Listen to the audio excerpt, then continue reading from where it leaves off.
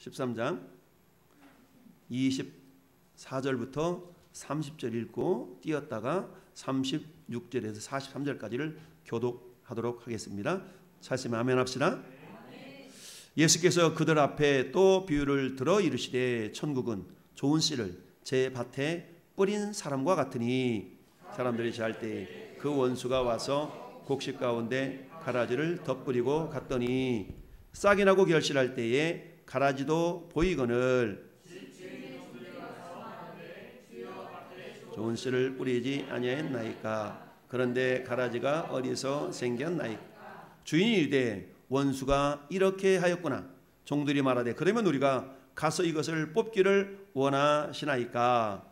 주인이 이르되 가만두라. 가라지를 뽑다가 곡식까지 뽑을까 염려하노라. 둘 다 추수 때까지 함께 자라게 두라. 추수 때에 내가 추수꾼들에게 말하기를 가라지는 먼저 거두어 불사르게 단으로 묶고 곡식은 모아 내 곡간에 넣으라 하리라. 36절. 이에 예수께서 무리를 떠나서 집에 들어가시니 제자들이 나와 이르시되 밭의 가라지의 비유를 우리에게 설명하여 주소서. 대답하여 이르시되 좋은 씨를 뿌리는 자는 인자요 천국의 아들들이요 가라지는 악한 자의 아들들이요 가라지를 뿌린 원수는 마귀요 추수 때에는 세상 끝이요 추수꾼은 천사들이니 자르는 것 같이 세상 끝에도 그러하리라. 인자가 그 천사들을 보내리니 그들이 그 나라에서 모든 넘어지게 하는 것과 불법을 행하는 자들을 거두어 내어 불못불에 던져 넣으리니 거기서 울며 이를 갈게 되리라. 그때 의인들은 자기 아버지 나라에서 해와 같이 빛나리라. 귀에 있는 자는 아멘. 할렐루야. 네. 자, 오늘 하나님의 말씀의 제목이 한번 같이 한번 읽어볼까요? 시작. 좋은 씨와 가라지. 좋은 씨와 가라지. 할렐루야. 좋은 씨. 자, 가을이 되면 자, 농사를 지으시는 분들이 추수하고 그 다음에 종자를 따로 이렇게 구분해 내죠. 종자를 구분해 내는 그런 모습이 굉장히 중요합니다. 왜냐하면 그 종자가 있어야만이 이듬해에 종자를 심어서 다시 또 수확을 거둘 수 있기 때문이죠. 만약에 종자를 아무렇게나 그냥 쭉정이를 갖다 종자로 준비해 놓는다 그러면 쭉정이는 심어봤자 싹이 나지 않죠. 그러니까 반드시 종자는 어떻게 해야 돼요? 좋은 씨. 할렐루야. 종자는 따라서 좋은 씨.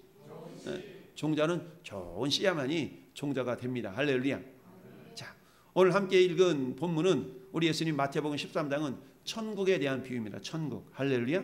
천국에 대한 비유인데 저는 여러분들을 하나님께서 천국의 백성, 천국의 사람들로 우리를 불러주시는 줄 믿습니다. 아멘. 자, 오늘 함께 읽은 본문 가운데 우리가 하나님은 어떤 분인가, 예수님은 어떤 분인가 라는 것을 한번 다시 한번 살펴보기를 바라는데요. 성경은 누구에 대한 이야기? 예수님에 대한 이야기입니다. 그러면 예수님은 어떤 분이고 하나님은 어떤 분이신가?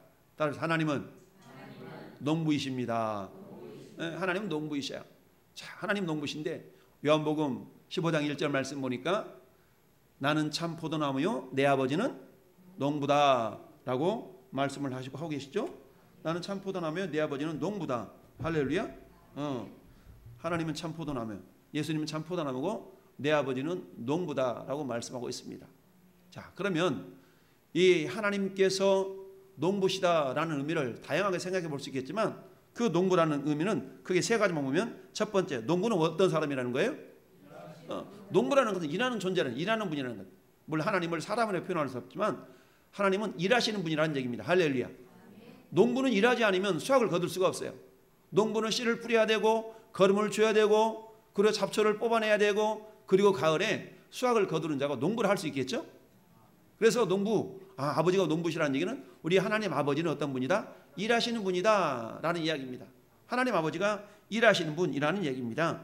자, 그러면서 예수님이 우리가 요한복음 5장에 보면 요한복음 5장에는 어떤 기사가 나타났냐면 38년 된 병자가 베데스다라는 연못에 들어가서 낫기를 원했어요.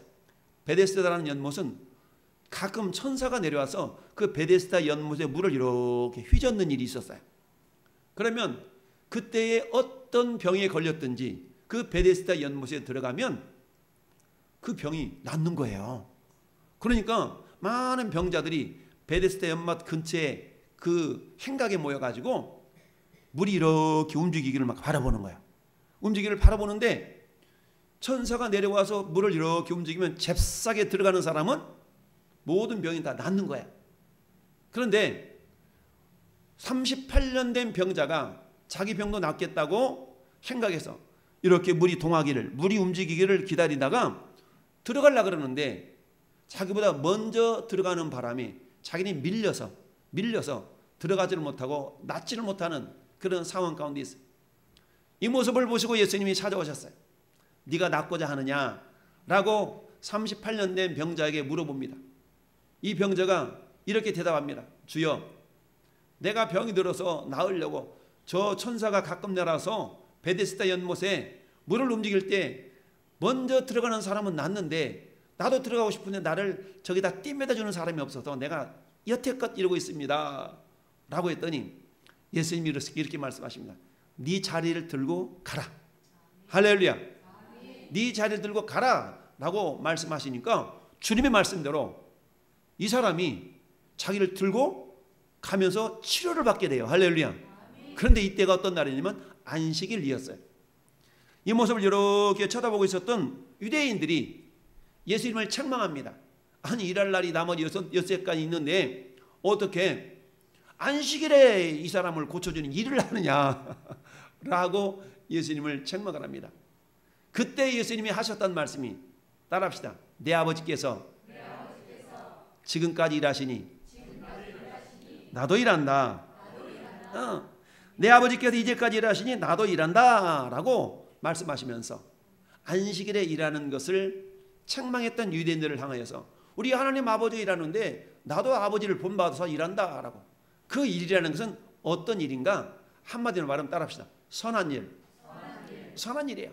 여러분, 하나님께서 우리를 예수 그리스도의 보혈로 말미암아서 우리 하나님의 자녀들을 삼으신 이유를 다양하게 설명합니다. 그 가운데 사도 바울이 디도서 2장 14절에 이렇게 얘기를 합니다. 내가 너희를 예수님의 핏값을 주고 사서 하나님의 자녀가 되게 한 이유는 너희로 하여금 따라합시다. 선한 일에 열심을 품는 내 백성 삼기 위하여. 예수님이 우리를 위하여 죽으셨다. 예수님이 우리를 위하여 죽으시고 우리를 당신의 백성, 당신의 자녀 삼아주신 이유는 우리로 하여금 선한 일에 뭐하는 백성? 열심을 품는 백성. 할렐루야. 선한 일에 열심을 품는 그런 자녀 삼으시기 위해서 주님이 우리를 위하여 죽으셨다라고 디도서 2장 14절은 말씀하고 있습니다. 여러분, 선한 일이 무엇입니까? 선한 일은 하나님이 보실 때에 옳은 일이요 좋은 일이요. 할렐루야. 하나님 편에 서는 일, 이게 선한 일입니다. 할렐루야.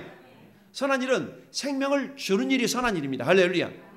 저는 여러분들이 생명을 주는 사람이 되기를 바랍니다. 교회 공동체를 통하여서 하나님은 선한 일을 이루는 공동체가 되기를 원하셔요. 그렇다면 저는 여러분들은 어때요? 디도서 2장 14절 말씀처럼 선한 일을 하는 아버지 하나님이 일하시니까 예수님도 일하신다. 그럼 우리는 예수님의 사람들이니까 우리도 어때요? 우리도 일하는 사람이 되어야 됩니다. 할렐루야. 데살로니가후서 3장에 일하지 않는 자는 먹지도 말라라고 말씀하셨잖아요. 이런 것처럼 저는 여러분들은 선한 일에 열심을 품는 자들이 될 수 있기를 바랍니다. 여러분, 이 땅에서 일하지 않으면 살아가기 힘든 시대잖아요. 그러나 그 일이라는 것은 물론 우리의 육체를 위한 그런 일이기도 하지만 우리 예수 믿는 사람은 플러스 거기다가 육체를 위한 일뿐만 아니라 선한 일도 감당해야 됩니다. 할렐루야. 그러다 보니까 세상 사람들이 그렇게 얘기합니다. 아우, 예수 믿으려고 하니까 시간이 없어. 무슨 말입니까? 자기의 육체를 위한 일에는 시간과 물질과 정성을 투자하지만 그러나 하나님 보실 때 선한 일에는 내 시간과 물질과 내 몸을 투자하지 않는 경향이 있는 거죠. 그러나 예수 그리스도를 믿는 하나님의 자녀인 저와 여러분들은 세상 일을 하면서 육체를 위한 일에도 수고해야 되지만 그러나 하나님의 선한 일에도 수고할 수 있는 그런 믿음의 사람들이 되어야 됩니다. 이를 위하여 절대적으로 우리에게 필요한 것은 뭡니까? 따라합시다. 부지런함. 사도 바울은 로마 교회를 향해서 그렇게 말씀합니다. 게으르지 말고 열심을 품고 주를 섬겨라. 할렐루야. 따라합시다. 열심을 품고 주를 섬겨라. 이러기 위해서는 어떻습니까? 부지런해야 된다는 얘기입니다. 남보다도 예수 믿지 않는 사람들보다 5분 더 일찍, 5분 더 늦게, 이런 모습들이 우리 예수 믿는 사람들의 모습이어야 되는 줄 믿습니다. 그래야만이 선한 일을 할 수 있다는 얘기입니다. 두 번째, 우리 아버지가 농부시라는 얘기는, 자, 어때요? 농부는 어떤 일을 한다고요? 두 번째, 그렇습니다. 열매를 기대합니다. 여러분, 봄에 또는 여름에, 초여름에 또는 가을에 밀과 보리를 심고 마늘을 심고 이렇게 해서 이듬해 혹은 가을에 수확을 걷는데, 나는 열매 기대하지 않아. 나는 그저 심는 데 만족해. 이러면서 농부가 나는 그저 심는 것으로 만족해. 이렇게 말하는 농부는 아무도 없습니다. 이렇게 심었다면 가을에는 풍성한 풍년이 있었으면 좋겠고, 가을에는 풍성한 가을이 있었으면 좋겠고, 육종마늘, 서산의 육종마늘이 유명한데 마늘 한 쪽 심어도 병에 들지 않고 육종마늘이 토실토실한 육종마늘이 들었으면 좋겠고, 감자 한 쪼가리를 심어도 이 감자가 토실토실한 알맹이를 맺는 그런 여러 개의 감자를 생산하는 그런 열매가 있었으면 좋겠고, 할렐루야. 이처럼 농부는 뭐예요? 씨앗을, 열매를, 소출을 기대하게 된다라는 얘기입니다. 우리 하나님은 이사야 선지자를 통해서 이사야 5장 2절에 이렇게 말씀합니다. 내가 너희를 참 포도나무로 심었는데, 극상품 포도나무를 심었는데, 극상품 포도나무에는 극상품 포도 열매가 맺혀야 되는데 너희가 들포도 열매를 맺으면 무슨 까닭이냐? 라고 말씀하고 있습니다. 여러분, 좋은 포도 종자를 심었는데 좋은 포도 열매가 맺히지 않냐고, 그야말로 상품 가치가 없는 포도 열매를 맺으면 어떠함이냐라고 우리 하나님이 이스라엘 백성들을 향해서 책망을 하시는 말씀이 이사야 선지자를 통해서 말씀하고 있습니다. 자, 그렇다면 우리 주님은 요한복음 15장 1절 2절에서 그렇게 말씀합니다. 15장 1절 2절은 주보에도 기록해 놨어요? 주보에도 없네? 주보에 없나 보다. 자, 주보에는 없는데 기록되지 않지만 요한복음 15장 1절 2절은 이렇게 말씀합니다. 나는 참 포도나무요 내 아버지는 농부다. 할렐루야. 요한복음 15장 2절에는 이렇게 말씀하고 있습니다. 무릇 내게 붙어 있어서 열매를 맺지 아니하는 가지는 아버지께서 그것을 제거해 버리시고, 무릇 열매를 맺는 가지는 더 맺게 하려 하여 그것을 깨끗하게 하시느니라. 여러분, 참 포도나무 대신 예수님께 우리는 붙어있는 가지들이에요. 가지의 목적, 포도나무는 목재로도 쓸 수 없어요. 포도나무의 유일한 목적은 열매 맺는 겁니다. 할렐루야.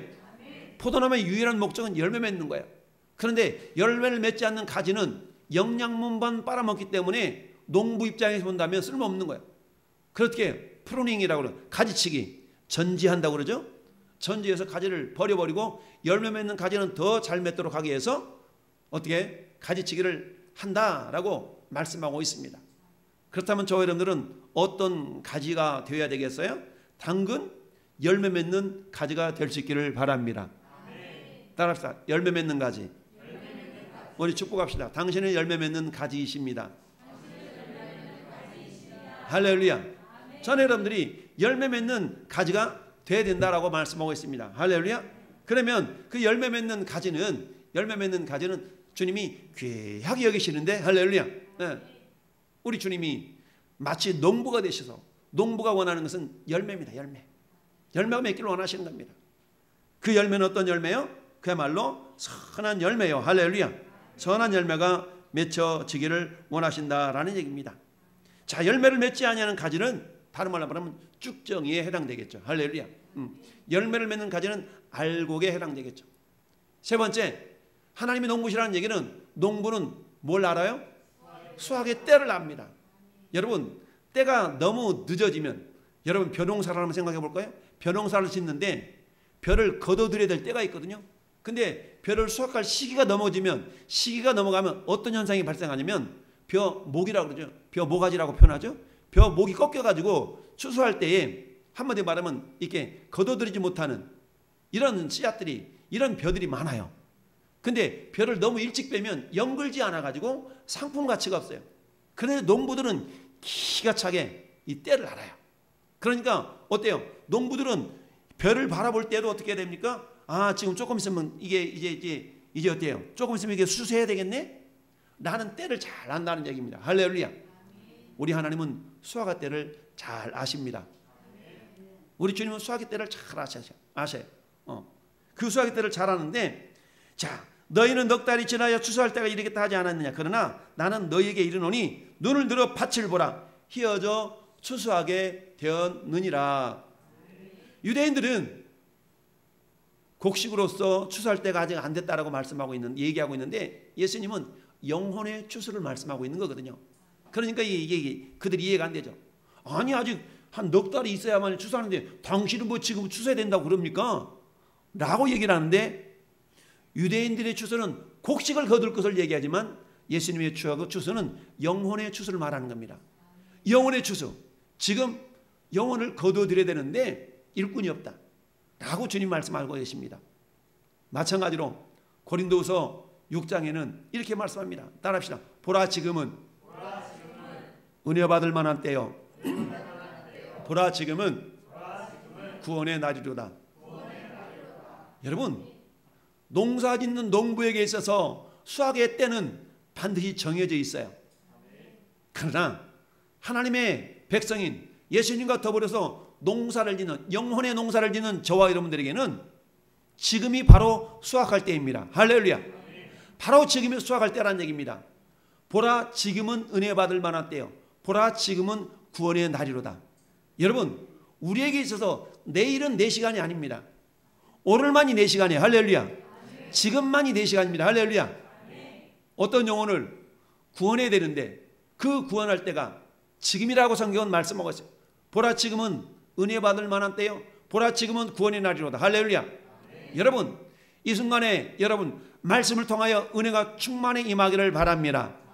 그런데 은혜는 모든 사람에게 하나님 은혜를 주시지만 모든 사람의 은혜를 받아들이는 건 아니에요. 보라 지금은 은혜 받을 만한 때요. 보라 지금은 구원의 날이로다 말씀하면서 고린도후서 6장 1절에 이렇게 얘기합니다. 너희가 은혜를 받을 때에 헛되이 받지 말아라. 여러분, 은혜를 헛되이 받지 말라는 얘기는 그럼 뒤집어 놓고 말하면 은혜를 제대로 받으라는 얘기 아니겠어요? 은혜를 제대로 받기 위한 두 가지 전제 조건이 있습니다. 첫 번째는 따라합시다. 사모함. 둘째는 간절함. 여러분, 사모함과 간절함이 없으면 여러분이 아무리 하나님이 얼마 전에 돌아가신 조영규 목사님이 살아나가지고 여러분한테 설교한다 할지라도 여러분은 은혜를 받을 수 없어요. 그러나 무명의 그리스도인이 나와서 설교를 한다 할지라도 여러분의 마음 가운데 말씀에 대한 사모함과 간절함이 있다면 여러분에게는 엄청난 은혜가 임하게 될 줄로 믿습니다. 동일한 자세로 이 시간 제가 전하는 여러분의 하나님 말씀을 여러분이 사모함과 간절한 마음을 가지고 있다면 이 시간 예배하는 여러분 가운데 은혜를 받지 못할 사람이 없는 줄 믿습니다. 사모하는 마음, 시편 107편은 그렇게 말씀합니다. 저가 사모하는 심령을 만족시키시며 할렐루야. 줄인 영혼에게 좋은 것으로 채워 주심이로다. 할렐루야. 사모하는 영혼을 만족시켜 주셔야 줄인 영혼에게 좋은 것으로 채워준다고 그랬습니다. 여러분, 상다리가 휘어지도록 아무리 맛있는 음식을 차려놓았다 할지라도 배가 고프지 않으면 배부른 자에게는 별 의미가 없습니다. 배부른 자는 별 의미가 없어. 배가 고파야만이 된장에 고추 찍어 먹어도, 여러분 간장에 밥을 비벼 먹어도 그 맛이, 그 밥이 꿀처럼 달게 되는 거죠. 할렐루야. 이처럼 이 시간 우리가 예배하는 예배자의 자세는 사모함과 간절함이 있어야 됩니다. 이것을 시편 42편에는 그렇게 말씀하시죠. 사슴이 시냇물을 찾아 갈급함 같이 내 영혼이 주를 찾기에 갈급하나이다. 할렐루야. 갈급이라는 건 뭡니까? 목마를 갈자. 목말라서 물을 마시기 급하다는 얘기예요. 목마를 갈자. 목말라. 어디 물 마실 물 없어? 어디 좀 마실 거 없어? 목마를 깔자. 주를 찾기에 갈급한 시간이 되기를 바랍니다. 그렇습니다. 이처럼 아버지는 농부이신데 수확의 때를 알고 계셔요. 지금은 수확해야 되겠구나. 그러나 우리는 주님 그때가 언제입니까? 지금이라. 할렐루야. 따라합시다. 지금이 바로 그때다. 그렇습니다. 우리는 그 누군가를 구원해야 될 때, 저 사람 이래서 안 되고 저 사람 이래서 안 되고. 아니요. 그 사람 이래서 되고 그 사람은 저 사람 이래서 되고. 할렐루야. 우리는 부정적인 요인을 찾기에 급급하지만 그러나 뒤집어 놓고 말하면 분명히 그 가운데서도 긍정적인 요인이 분명히 있다는 것을 우리가 알아야 됩니다.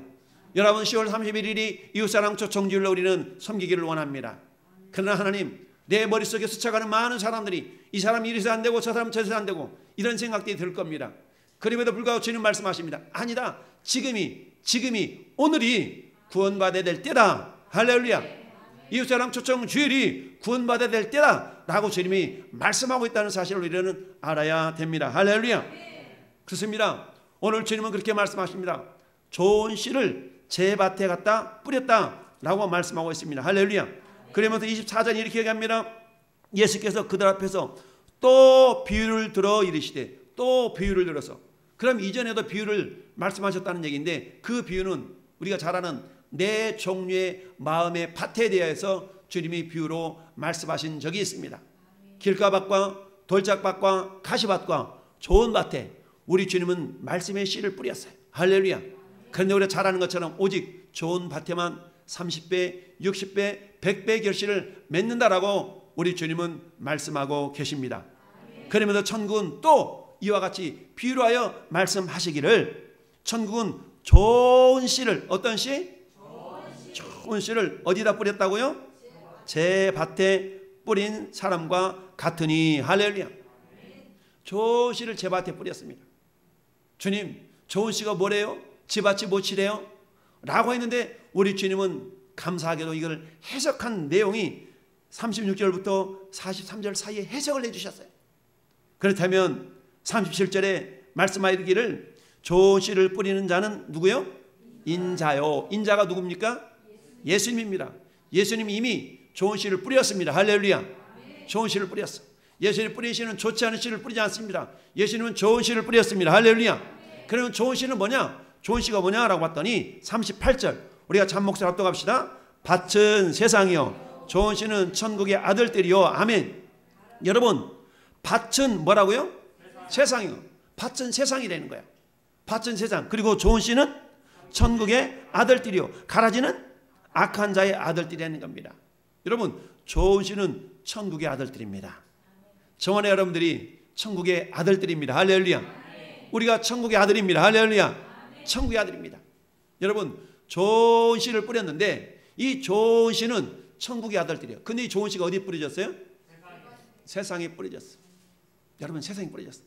그럼 우리가 해야 될 일이 뭡니까? 세상에 뿌려진 좋은 씨를 우리가 어떻게 돼요? 인도할 책임이 우리에게 있는 겁니다. 할렐루야.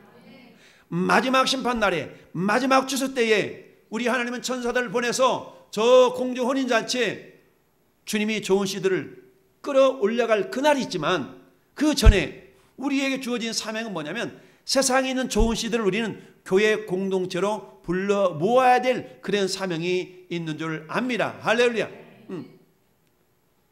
그러기 위해서는 어떻습니까? 오늘 주님이 저와 여러분들에게 좋은 씨를 우리가 불러 모아야 될 그런 사명들이 있는데 그 사명은 마가복음 16장 15절의 말씀처럼 또 이르시되 너희는 온 천하에 다니며 따릅시다. 만민에게 복음을 전파하라. 만민에게 복음을 전파해. 그럼 어때요? 따릅시다. 믿고 세례를 받는 사람은 구원을 얻을 것이요 믿지 않는 사람은 정죄를 받으리라. 적어도 저와 여러분들 어떤 사람들이에요? 믿고 세례를 받은 사람입니다. 할렐루야. 무슨 말입니까? 세상에 하나님이 좋은 씨를 뿌렸는데 그 좋은 씨를 교회 공동체 안으로 이렇게 불러들여야만이 뭐가 될 수 있냐면 알곡이 될 수 있습니다. 할렐루야. 아무리 좋은 씨를 세상에 뿌려놨다 할지라도 이 좋은 씨가 싹이 나고 이렇게 자라가지만 그러나 그 씨가 교회 공동체 속에서 양육받고 그야말로 가르침받고 이렇게 인도함 받지 않는다면 알곡으로 열매를 맺을 수가 없다라는 사실입니다. 할렐루야. 요한일서 3장 10절 말씀은 이렇게 얘기합니다. 이러므로 하나님의 자녀들과 마귀의 자녀들이 드러나나니. 여러분, 악한 자는, 가라지는 악한 자의 아들이라고 그랬어요. 요한일서 3장 10절 보니까 하나님의 자녀들과 마귀의 자녀가 있대. 하나님의 자녀들은 좋은 씨예요. 할렐루야. 마귀의 자녀들은 가라지예요. 할렐루야. 네. 그러면서 이렇게 얘기합니다. 무릇 의를 행하지 아니하는 자는, 또는 형제를 사랑하지 아니하는 자는 하나님께 속하지 아니했다. 하나님의 자녀의 속성을 보니까 의를 행한대. 의를 행한다는 것은 뭡니까? 하나님이 기뻐하시는 어떤 모습으로 살기를 이렇게 발버둥치는 그런 모습, 하나님이 기뻐하시는 어떤 행동을 하기를 원하는 그런 마음가짐. 비록 내가 선한 삶을 살아가는 데 부족하긴 하지만 내 마음가짐과 내 삶의 시도, 내 발걸음, 이런 것들은 어떻게 해서든지 하나님을 기쁘시게 하려고 하는 그런 몸부림, 몸짓이 있는가 그렇지 않는가, 이걸 통하여 내가 의를 행하는 자인가 그렇지 않는가를 우리가 판단해 볼 수가 있습니다. 여러분, 거룩한 주일은 내 날이 아니고 주님의 날이라고 말씀드리잖아요. 이 주일에 하나님 앞에 예배하지 않냐고 내 딴짓을 해봐요. 마음에 깨름직한 마음이 있는 사람과 주일에 딴짓을 해도 전혀 거리낌이 없는 사람이 있을 수 있어요.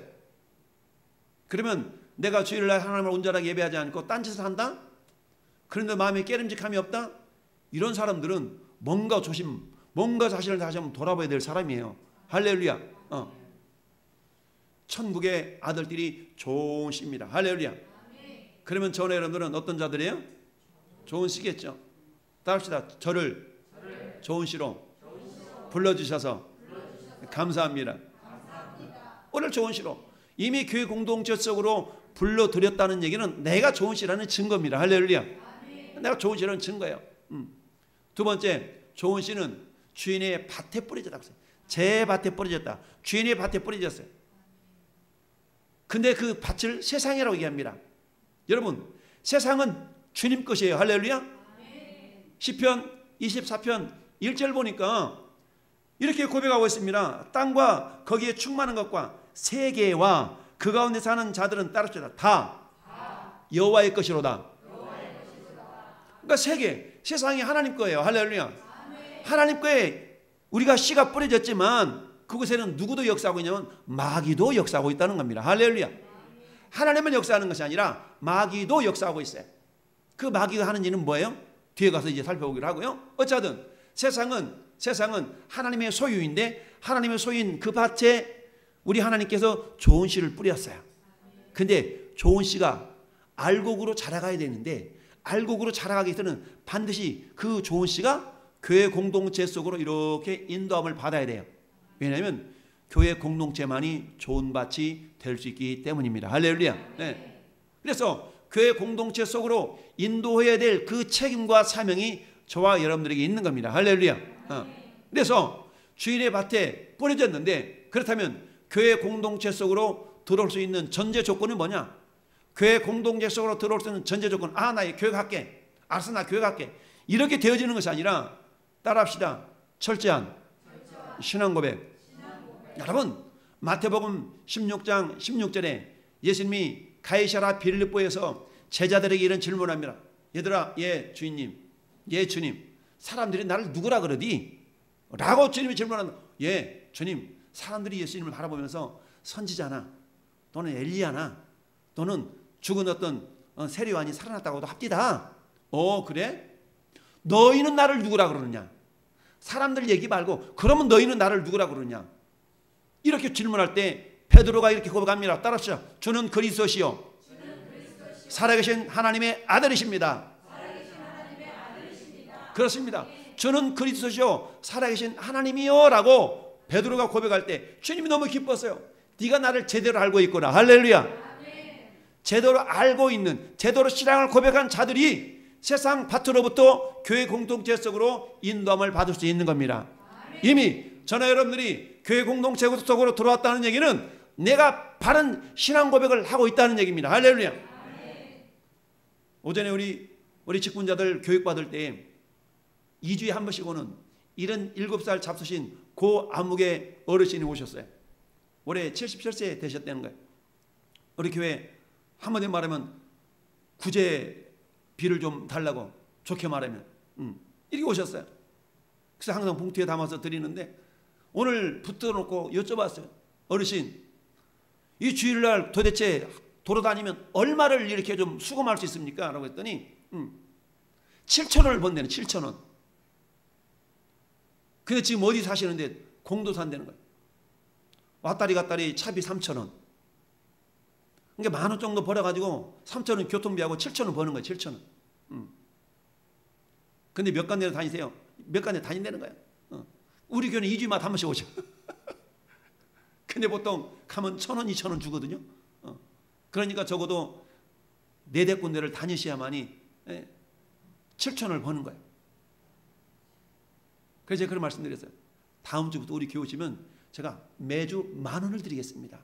다른 데 가지시지 마시고 우리 교회 오셔도 예배만 드리시면 제가 10,000원을 드리겠습니다. 라고 이렇게 말씀드렸어요. 오는 차비 가는 차비 드리고 제가 10,000원 드릴 테니까 우리 교회 와서 예배를 드리세요. 여러분 가운데 그런 생각을 품어보신 적이 있나요? 저 할아버지가 도대체 얼마를 구걸 받아서 구걸하고 다니는데 같이 예배했으면 좋겠다 라고 여러분 마음을 품어본 적 있습니까? 그냥 몇 푼 붙여서 가세요 라고만 생각을 했지, 아니 같이 하나님의 자녀로서 같이 예배드리는 믿음의 사람이 되면 얼마나 좋을까라는 생각을 여러분이 가져보셨냐는 얘기예요. 제가 그렇게 말씀드렸어요. 돌아다니지 마시고 우리 교회로 오셔서 예배를 드리시면 이렇게 하겠습니다. 왜요? 하나님은 남녀노소를 막론하고 누구나 가다 하나님의 자녀가 되기를 원하시는데 그 인후인후만이 몸도 아픈데 주일날 여러 교회를 다니면서 이렇게 구걸하는 그 모습이 하나님 보실 때 얼마나 안타까웠을까라는 생각을 해봤어요. 할렐루야. 그렇습니다. 이처럼 알곡은 좋은 씨는 주님이 거둬들여서 마침내 주인의 곳간으로 인도해 갑니다. 곳간은 어때요? 천국을 상징합니다. 할렐루야. 오늘 30절 말씀을 보니까 그렇습니다. 30절 말씀에 자, 둘 다 추수 때까지 함께 돌아 추수 때에 내가 추수꾼들에게 말하기를 가라지는 먼저 거둬서 불사르게 단으로 붓고 곡식은 모아서 내 곳간에 넣으리라. 할렐루야. 곳간에 넣으리라. 이 곡식은 다른 말로 말하면 알곡이라고 얘기합니다. 여러분 마태복음 3장을 펴볼까요? 앞으로 3장 펴. 3장 쭉 넘겨. 마태복음 3장으로 넘어가 보세요. 3장. 마태복음 3장. 세례 요한의 가르침에 대한 이야기인데요. 3장. 자, 11절 12절 같이 우리 3장 11절 12절을 같이 한 목소리 합독합시다. 나는 너희로 회개하기 위하여 물로 세례를 베풀거니와 내 뒤에 오시는 이는 나보다 능력이 많으시니 나는 그의 신을 들기도 감당하지 못하겠노라. 그는 성령과 불로 너희에게 세례를 베푸실 것이요 손에 키를 들고 자기의 타작 마당을 정하게 하사 알곡은 모아 곳간에 드리고 쭉정이는 알곡은 모아 곳간에 드리지만 쭉정이는 어딘다? 꺼지지 않는 불에 태우시리라. 할렐루야. 꺼지지 않는 불에 태운다고 그랬어요. 전 여러분들이 알곡의 믿음이 있기를 바랍니다. 아니 이미 내가 교회 공동체로 부름받았다는 내가 알곡이라는 얘기거든요. 할렐루야. 따라서 나는 이미 알곡신자. 나는 이미 알곡신자라는 얘기입니다. 여러분 예수님이 요한복음 5장 24절에 그렇게 말씀합니다. 내가 진실로 진실로 너희에게 이르노니 내 말을 듣고 따라서 듣고 두 번째 나 보내시는 이를 따라서 믿는 자는 듣고 믿는 자는 따라서 영생을 얻었고 심판에 이르지 않으니 사망에서 생명으로 옮겼느니라. 우리가 아무리 좋은 씨를 할지라도 세상에서 그대로 있다면 이 좋은 씨는 열매를 맺을 수 없어요. 그러나 세상에 뿌려진 그 씨앗이었던 저와 여러분들을 주님이 어떤 연고인지 모르지만 우리를 교회 공동체 속으로 이렇게 인도했다는 얘기는 이미 내가 좋은 밭으로 옮겨졌다는 얘기입니다. 할렐루야. 좋은 밭이 되었다는 얘기죠. 그렇다면 나를 통해 하나님은 이제 어때? 열매를 맺도록 우리에게 말씀으로 양육하고 훈련하고 말씀을 받게 하고 할렐루야. 이런 일들이 교회 공동체를 통하여서 이루어지는 겁니다. 따라서 이미 우리가 천국의 모형인 교회 공동체 속으로 우리가 들어왔다는 얘기는 나는 이미 알고 이란 얘기입니다. 할렐루야. 알고 이란 얘기죠. 자, 이처럼 조은 씨는 천국의 아들들이요. 그리고 조은 씨가 뿌려졌지만 뿌려진 데서 끝나버리면 아무런 의미가 없어요. 그 씨가 어때요? 교회 공동체 속으로 인도함 받아야만이 그 씨가 마침내 천국으로 우리가 들어갈 수가 있다는 사실입니다. 할렐루야. 그렇다면 우리는 어때요? 세상 밭에 뿌려졌던 좋은 씨였는데 그 누군가 인도함을 통해서 우리가 교회 공동체로 들어왔고, 교회 공동체에서 이제는 어때요? 우리가 가지치기를 다 당한 다음에 열매 맺는 주님의 가지로 우리가 자라갈 수가 있는 겁니다. 할렐루야. 이처럼 우리를 인도하신 주님께 감사. 할렐루야. 감사의 박수. 하나님 얼마나 감사합니까? 우리를 세상에 버려두지 아니하시고, 할렐루야. 우리 주님은 좋은 씨를 세상에 뿌렸건만 세상에 버려두지 아니하시고 교회 공동체 속으로 우리를 인도하셨으니 얼마나 감사해요. 할렐루야. 이건 이미 내가 어때요? 알곡으로서 영으로 가고 있다는 증거입니다. 할렐루야. 그런데 어때요? 가라지는 무엇인가? 가라지는 어떤 존재인가? 여러분, 자 봅시다. 가라지는 자, 첫째, 악한 자의 아들들이라고 얘기합니다. 38절을 다시 한번 읽어봅시다. 밭은 세상이요, 좋은 씨는 천국의 아들들이요, 가라지는 악한 자의 아들들이다. 가라지는 악한 자 아들들이라고 얘기합니다. 악한 자 아들들.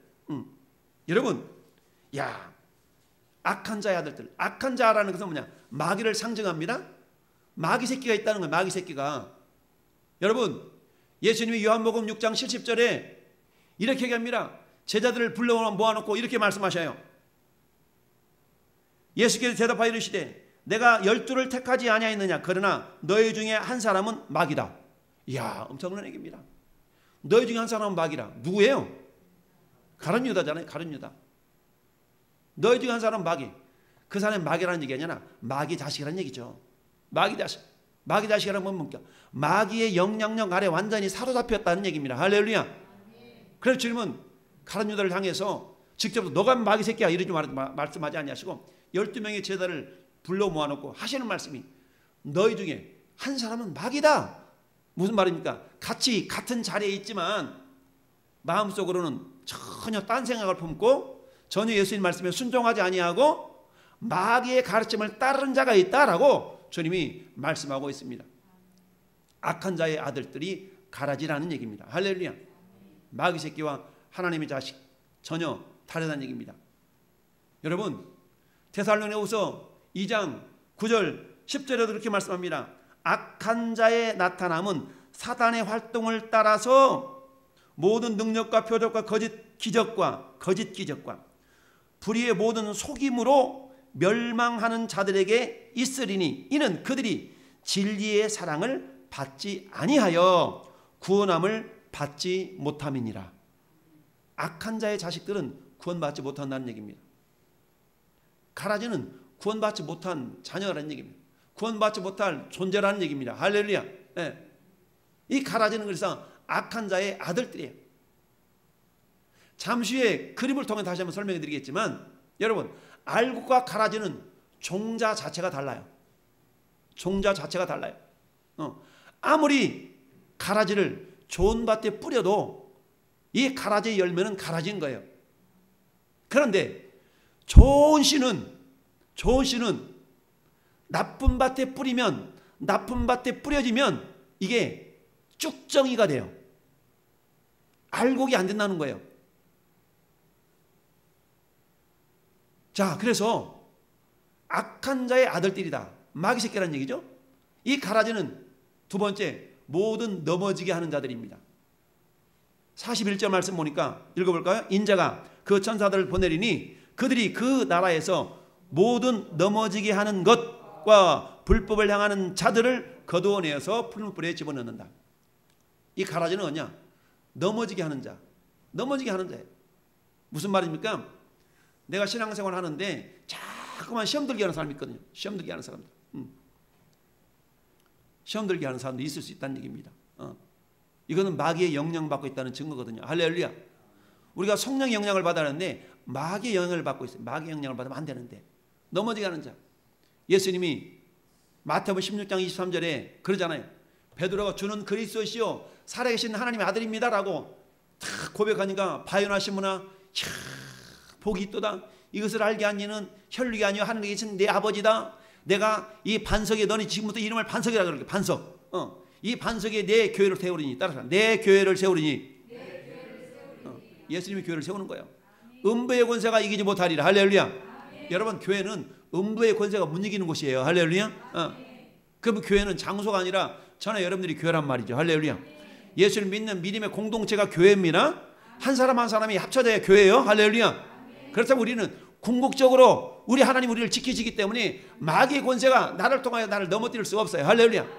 잠시 잠깐 흔들릴 수 있지만 우리는 오뚜기처럼 다시 일어설 수밖에 없는 존재예요. 할렐루야. 내 안에 예수 그리스도라는 무거운 중심추가 있기 때문에 오뚜기는 팍 치면은 발라당 뒤집어졌다가 다시 또 제자리에 돌아오잖아요. 이런 것처럼 내 안에 예수 그리스도라는 무거운 중심추가 있기 때문에 마귀가 때로는 우리를 탁 잽을 날려서 우리를 칠 수 있지만 그럴 때 우리는 아파서 넘어지잖아요. 넘어져. 자빠지잖아요. 우리는 7번 넘어질 수도 있어요. 그러나 잠언서 보니까 의인은 7번 넘어져도 다시 일어나나니. 할렐루야. 라고 말씀하고 있습니다. 우리는 의인들이거든요. 할렐루야. 우리는 알곡이기 때문에 주님은 알곡을 의인이라고 표현하고 있습니다. 그런데 가라지는 모든 넘어지게 하는 자. 이 베드로가 주님이 됐다. 이 정도의 믿음이 있으면 내가 이제 내 자신의 정체성을 밝혀야 되겠다. 내가 장로들과 유대인들과 많은 사람들에게 내가 고난을 받고 죽었다가 살아나야 된다라고 얘기했더니 베드로가 주님 절대로 그런 일이 있으면 안 됩니다. 라고 베드로가 얘기하잖아요. 그러자 마태복음 16장 23절에 예수님이 이렇게 말씀합니다. 따라합시다. 사탄아, 내대로 물러가라. 너는 나를 넘어지게 하는 자로다. 이렇게 얘기합니다. 좀 전까지만 칭찬을 받았던 베드로였는데 예수님이 너 마귀야 인마 이렇게 지금 책망하시는 겁니다.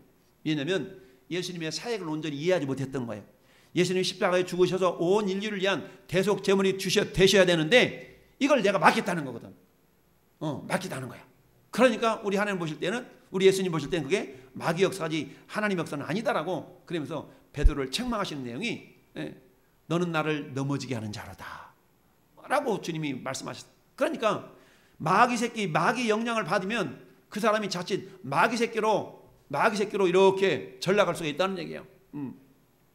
이건 뭡니까? 그것이 쭉정이로 전락할 가능성이 있다는 얘기입니다. 전 여러분들은 알곡으로 남아있기를 바랍니다. 할렐루야. 마태복음 13장 21절 말씀도 뭡니까? 그 속에 뿌리가 없어서 잠시 견디다가 말씀으로 말미암아 환난이나 박해가 일어날 때는 곧 넘어지는 자요. 여러분, 돌밭에 뿌려진 씨, 돌밭에 씨앗이 좋은 씨가 뿌려지면 아무리 좋은 씨를 할지라도 돌밭에 뿌려지면 싹이 나다 말고 열매를 못 맺는다는 거예요. 좋은 씨를 할지라도. 근데 돌밭에 뿌려진 게 뭐냐 봤더니 그것은 이런 겁니다.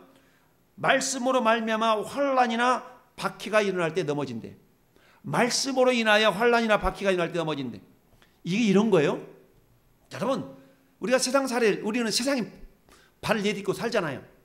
그럼 어떤 일이 발생해? 이런 일이 발생합니다. 당신 예수 믿어? 지난주에 교회 갔다 왔어? 너 코로나 접종했어? 이를테면 이런 일들이 발생해요. 직장생활 하는 사람들이 당신 교회 갔다 왔어? 교회 갔다 왔는데 왜 교회 가지 말라고 하는데 교회 가가지고 코로나 환자 돼가지고 오면 우리 회사가 어떻게 되는데? 요즘은 약간 완화가 되어졌지만 우리 작년까지만 해도 그랬어요.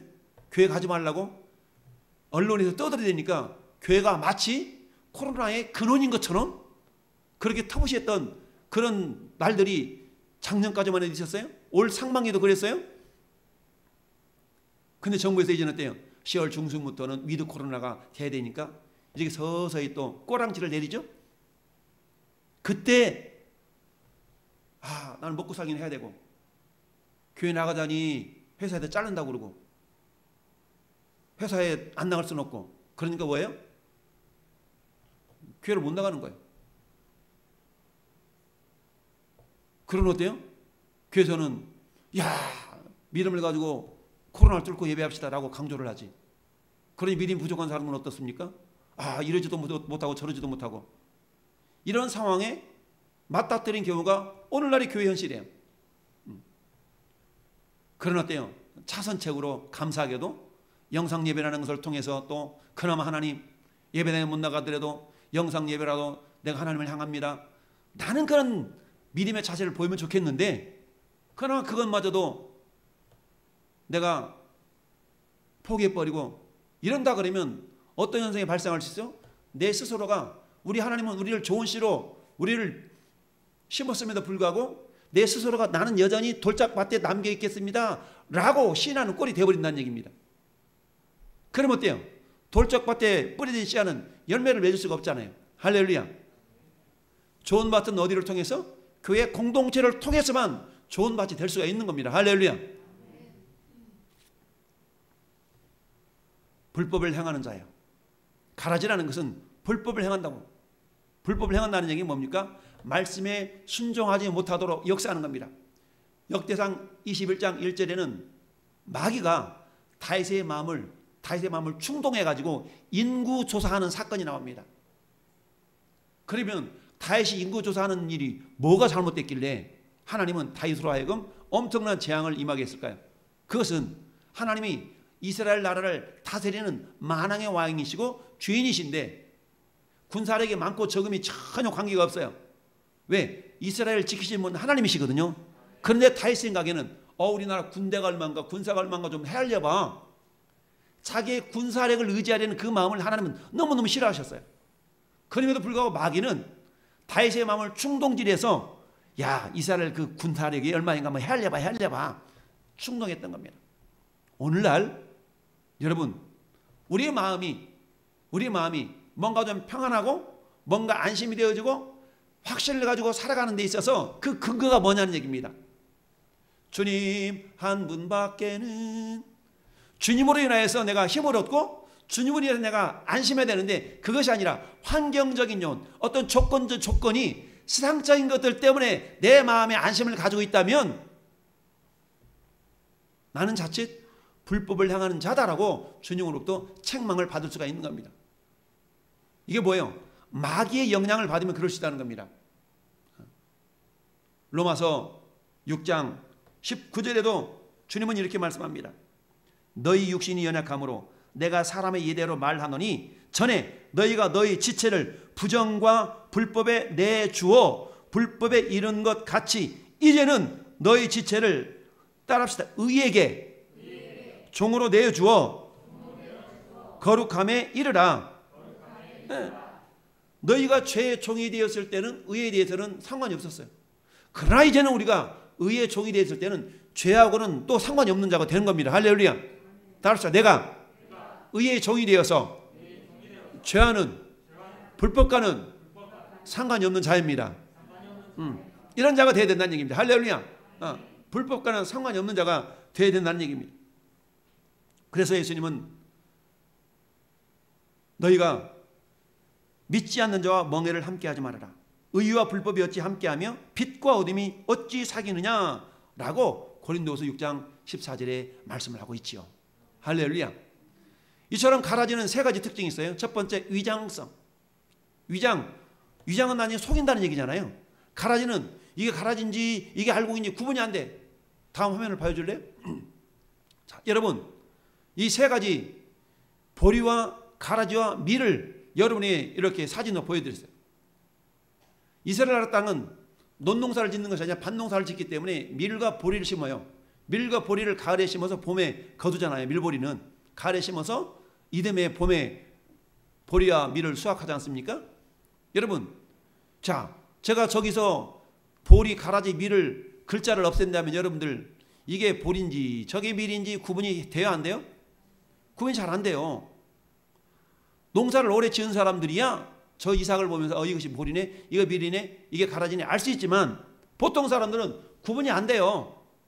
마찬가지로 세상 속에 주님이 좋은 씨를 뿌려놨다 할지라도 이것이 좋은 씨인지 이것이 가라지인지 구분할 수가 없다는 겁니다. 그런데 좋은 씨인지 가라지인지 우리가 결과를 가지고 알 수 있어요. 그 결과는 열매거든요. 할렐루야. 좋은 열매를 맺은 사람은 이 사람이 알곡이라는 거예요. 좋은 씨라는 겁니다. 그러면 알곡으로 열매를 맺는다는 얘기는 다시 말씀드리면 교회 공동체 속으로 들어왔다는 얘기예요. 교회 공동체에서 들어왔다는 얘기는 이미 사람이 보리든 미리든 알곡이라는 알곡. 할렐루야. 그런데 가라지는 세상 속에서 결코 교회 공동체 속으로 들어올 수 없어요. 가라지는. 왜냐하면 가라지는 마귀 자식이니까 그래요. 마귀 자식은 교회 공동체 속으로 들어올 수 없어요. 이미 교회 공동체에서 들어온 자들은 마귀의 영향은 받을 수 있지만 그러나 다시 회개하고 하나님의 말씀 앞에 순종하는 삶을 살게 돼요. 그러나 세상에 있어서 마귀 자식은 우리가 아무리 복음을 전해도 어때요? 그들이 복음을 거부할 수밖에 없어요. 그렇지만 우리는 그 사람이 마귀 새끼인지 하나님의 자녀인지 알 수 없기 때문에 끝까지 복음을 전하는 거지만 끝까지 복음을 거부하면 그가 뭐한 거예요? 그는 가라지라는 얘기입니다. 할렐루야. 가라지는 얘기. 따라서 저는 여러분들이 아무리 전했음에도 불구하고 그 사람이 예수를 믿지 않는다고 낙심하지 마세요. 그 사람이 가라질 수도 있고, 아니 내가 전한 복음이 아직은 그에게 믿음으로 화합하지 않아서 알고김에도 불구하고 여전히 세상 속에서 마귀에게 종노릇하고 있는 그런 사람일 수 있다는 얘기입니다. 앞 화면 한번 올라가 보세요. 다시 전 화면으로. 자, 이처럼 불법 행한 자도 두 번째 잠복성. 가만히 숨겨져 있다가 어떻게 돼요? 이제 이삭이 피고 결실을 해보니까 아메 이거는 밀이 아니었네? 이건 보리가 아니었네? 이건 가라지였네? 잠복성 있다는 얘기죠. 뿐만 아니라 해독성. 이 가라지는 맛이 써요. 써가지고 밀가루나 보리가루가 될 때에 이것도 제대로 된 맛을 내지 못하도록 해요. 뿐만 아니라 이 가라지는 곰팡이 균 가운데 이런 곰팡이가 있다고 그래요. 테무렌이라는 곰팡이가 쉽게 감염이 된대요. 근데 이 곰팡이, 테무렌이라는 곰팡이는 독성이 있어가지고 식중독과 이게 자칫 잘못하면 죽음에 이를 수 있을 정도까지 독성이 강한 그런 곰팡이라는 거죠. 이 곰팡이에 쉽게 노출되는 것이 이 가라지라는 겁니다. 이처럼 가라지는 위장성과 이것이 알곡인지 이것이 적인지 분간이 안 된다는 얘기입니다. 여러분, 저는 예전에 시골에서 농사를 지어봤기 때문에 한번 넘겨보세요. 다시. 자, 여기 보면 벼하고 피가 있어요. 여러분 혹시 피 뽑는다는 말 들어봤습니까? 이 헌혈하는 피 말고 농사 지은 사람이 오늘 피 뽑으러 나가야 돼. 피 뽑으러 나가야 돼. 이런 말 하거든요. 그런데 여러분 피가 지금 이삭을 폈기 때문에 저것이 피인 줄 알지만 이삭이 피지 않을 때는 벼인지 피인지 구분이 안 가요. 마치 가라지가 밀과 보리 속에 숨겨져 있는 것과 똑같이 이 피는 논에 심겨져 있는데 구분이 안 가. 이게 벼인지 피인지 구분이 안 가. 펴봐야 알아. 펴봐야. 잠복성이 있고 은익성이 있고. 저 피는 곡식으로 먹지를 못해요. 근데 없이 살 때는 피를 가지고 피죽 끓여 먹는다 말도 있었어요. 피를 가지고 죽을 끓여 먹으면 마탱이는 없어요. 영양분도 없어. 그렇지만 허기를 달래기 위해서 피로 죽을 끓여 먹던 그런 시기도 있었다는 얘기죠. 여러분, 이처럼 저는 여러분들을 우리 주님이 이제 알곡으로 저 세상으로부터 교회 공동체로 불러드렸거든요. 그렇다면 이 알곡은, 이 좋은 씨는 알곡으로 자라가야 됩니다. 할렐루야. 좋은 씨는 알곡으로 자라가야 돼. 자, 다음 그림 보세요. 여러분 저 그림을 잘 이해할 수 있기를 바랍니다. 좋은 씨가 알곡을 맺으려면, 좋은 씨가 알곡이 되려면, 좋은 씨가 있고 뭐가 있다고요? 가라지가 있어요. 좋은 씨가 가라지가 있어. 자, 좋은 씨가 좋은 밭에 뿌려질 수 있겠죠? 좋은 씨가 좋은 밭에 뿌려지면 뭐가 된다고요? 알곡이 돼요. 알곡이 돼서 어디로 들어간다고요? 천국 가요. 그런데 좋은 씨가 길가나 돌짝이나 가시밭에 뿌려지게 되면 이 좋은 씨를 할지라도 열매가 어떻게 된다고요? 쭉정해야 돼요. 쭉정이는 상품 가치가 있어요, 없어요? 없어. 농부 입장에 본다면 어디 들어가요? 태워서 없애버려. 풀무불이 들어가는 겁니다. 풀무불은 지옥을 말하죠. 무슨 말입니까? 왜 좋은 씨가 쭉정이가 될 수가 있을 것인가? 왜 좋은 씨에도 불구하고 쭉정이 되는 것인가? 이건 다음 화면에 보기로 하고요. 두 번째, 가라지는 아무리 가라지가 좋은 밭에 뿌려진다 할지라도 이 가라지는 뭘 맺힐 수밖에 없어요? 가라지 열매를 맺힐 수밖에 없는 겁니다. 이 가라지는 길가나 돌밭이나 가시밭에 뿌려도 여전히 가라지인 겁니다. 왜? 종자 자체가 다르기 때문에 그래요. 종자 자체가 다르기 때문에. 가라지가 위장은 할 수 있지만 그러나 이 가라지는 가라지 열매를 맺을 수밖에 없다는 얘기입니다. 그러나 우리는 이것을 주님 오실 때까지 이것이 가라지인지 알고인지 몰라요. 그러니까 어떤 사람이든 막론하고 그 사람을 예수 공동체인 교회 공동체로 이끌어와서 그 사람이 예수를 믿고 공동체 안으로 들어오면 이 사람은 알곡이었구나라고 우리는 결과론적으로 알 수 있는 거예요. 할렐루야. 자, 넘겨보세요. 그렇다면 좋은 씨가 알곡을 맺으려면 내가 이미 좋은 씨야. 내가 그렇다면 좋은 씨인데 좋은 씨가 알곡이 될 수도 있고 가라지가 될 수 있다는 말이에요. 아니, 쭉정이도 될 수 있단 말이죠. 우리는 쭉정이 신자가 되면 안 되잖아요. 할렐루야. 알곡이 되기 위해서는 분명한 신앙 고백이 있어야 됩니다. 따라서 분명한 신앙 고백. 아까 사도 베드로가 주는 그리스도시요 살아계신 하나님의 아들입니다. 할렐루야. 나는 분명한 신앙 고백. 이 신앙 고백의 삶이 내 삶 속에 있는가? 주님, 당신은 나의 주인이십니다. 당신은 나의 왕이십니다. 할렐루야. 이런 분명한 신앙 고백을 가지고 살아가는가? 요한일서 5장 20절에는 그럽니다. 예수님은 따라서 참 하나님이시요. 예수님이 참 하나님이시요 영생이시라 라고 사도 요한이 고백하고 있습니다. 두 번째, 주님의 초대에 믿음으로 반응할 수 있어야 됩니다. 전에 여러분들은 그 누군가를 통해서 이미 초대에 반응한 사람들이에요. 우리는 그 누군가의 초대에 이미 반응해서 예수 공동체 안으로 들어왔어요. 할렐루야. 그러니까 우리 이미 알곡이라는 얘기죠. 예수님 누가복음 14장에 어떤 사람이 혼인잔치를 벌여놓고 손님을 초청하잖아요. 초대하는데 일치하게 사양하여 가로되 나는 밭을 샀으니까 나가 봐야 되겠고, 나는 포도원을 새로 샀으니까 나가봐야 되겠고, 나는 장가를 들었으니까 가봐야 되겠고, 나를 양해해 주라, 나를 좀 용납해 주라 라고 하는 장면이 누가복음 14장에 나와요. 여러분, 우리가 전도하다 보면 그러잖아요. 이 사람 내가 바빠가지고 그렇네, 양해해 주게나. 말은 친절하게 말하지만 그 사람이 뭘 수 있다는 얘기요? 이 사람이 쭉정이거나 가라질 수가 있다는 얘기입니다. 그럼에도 불구하고 우리는 그가 쭉정이인지 그가 가라지인지 알 수 없기 때문에 지속적으로 복음을 전하는 거예요. 할렐루야. 그래서 어떻게 해요? 알곡 신자로 되게 해서 예수 공동체 안으로 불러 모아들여서 그들이 양육받고, 할렐루야, 주님이 원하시는 참 포도나무에 대해서 우리가 가지가 되어서 진짜 열매를 맺을 수 있는 그런 믿음의 사람들이 될 수 있기를 바랍니다. 이것을 히브리서 4장 2절에 이렇게 얘기하죠. 저희가 안식이 들어갈 날이 남아있다 할지라도 그들이 이 말씀이 유익이 되지 못한 것은 전한 바 복음이 그들이 믿음으로 화합지 않기 때문이다. 무슨 말입니까? 믿음으로 반응을 보여야 된다는 얘기죠. 저와 여러분들 믿음으로 반응을 보인 자들이에요. 믿음으로 반응을 보였기 때문에 교회 공동체에 들어온 거예요. 할렐루야. 그렇다면 이제 어때요? 교회 공동체 속에서 적어도 어제 성령을 쫓아서 말씀으로 양육받고 기도로 훈련받고, 할렐루야, 이런 가운데 알곡으로 열매를 맺어가는 겁니다. 세 번째는 성령을 쫓아 행해야 됩니다. 여러분, 우리가 30배, 60배, 100배 결실을 맺을 수 있는 그런 옥토로 빚어져 가는 내가 옥토인 증거를 성경은 누가복음 8장 15절에 이렇게 얘기합니다. 따라합시다. 하나님의 말씀을 듣고 지켜 인내로 결실하는 자. 듣고 그 다음에 어때요? 지켜 인내로 결실하는 자. 때가 되었지 않았다고 하나님 1억입니까? 제가 어떻게 했는데 하나님 이럴 수 있어요? 라는 것이 아니라 하나님 분명한 때가 있지. 하나님 분명한 때가 있지. 할렐루야. 라면서 인내하는 거야. 인내. 성령을 쫓아 행할 때 인내 열매가 맺히잖아요. 할렐루야. 성령을 쫓아 행하라. 그래야 육체의 욕심을 이루지 아니하리라. 여러분, 한번 우리 자신을 돌아봅시다. 여러분, 분명한 신앙 고백이 있습니까?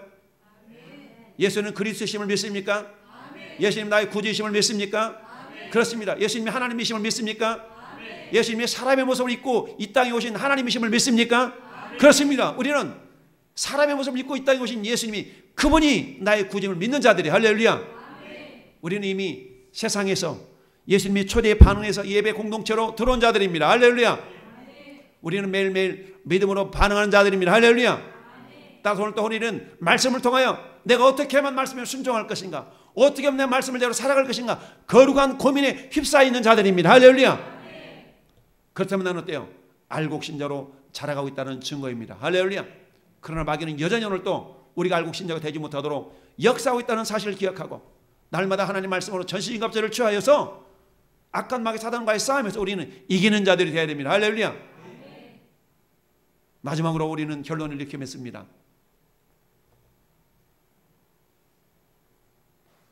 나는 알곡 신자인가?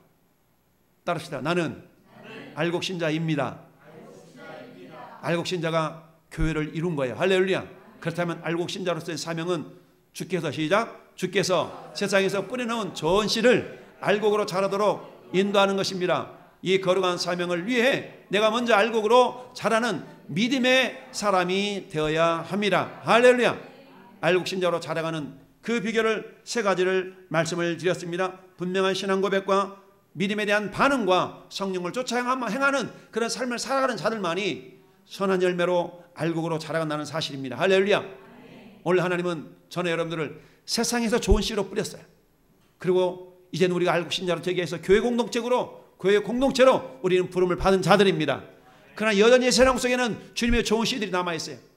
그것은 가라지도 있어요. 할렐루야. 그러나 우리는 가라지인지 좋은 씨인지 알 수 없기 때문에 우리는 만나는 사람마다 그를 교회 공동체로 인도해야 될 사명이 있는 거예요. 때를 얻든지 못 얻든지 말씀을 전파하신 그 하나님의 귀한 사명을 부여잡고 할렐루야. 이웃사랑 초청주일에 그 사람이 오든지 안 오든지 그건 그 사람의 몫이에요. 그러나 우리 행해야 될 일은 뭡니까? 우리가 사명을 다해서 복음이 들려줄 수 있도록 알곡 신자로 자라갈 수 있도록 할렐루야. 인도할 때 믿음으로 반응을 보인 자는 알곡일 것이요 좋은 씨일 것이요 믿음으로 반응을 보이지 않는 자는 가라지일 가능성이 있다. 그러나 아무리 좋은 씨라 할지라도 세상 속에 버려져 있다면 그 사람은 쭉정이로 남을 수밖에 없다는 사실을 기억하면서 여전히 하나님 저 사람이 알곡일 텐데 쭉정이로 남아있지만 안 되지 않습니까? 빨리 알곡이 될 수 있도록 우리 교회 공동체로 구원할 수 있도록 하나님 내가 쓰임받게 하여 주옵소서. 할렐루야. 우리가 잠시만 기도할 때 하나님 나를 통하여서 저 세상 속에 좋은 씨를 골라내어서 주님 앞으로 좋은 알곡으로 열매 맺을 수 있도록 주님 나를 사용하여 주옵소서. 내가 쓰임받게 하여 주옵소서. 우리가 잠시만 기도합시다.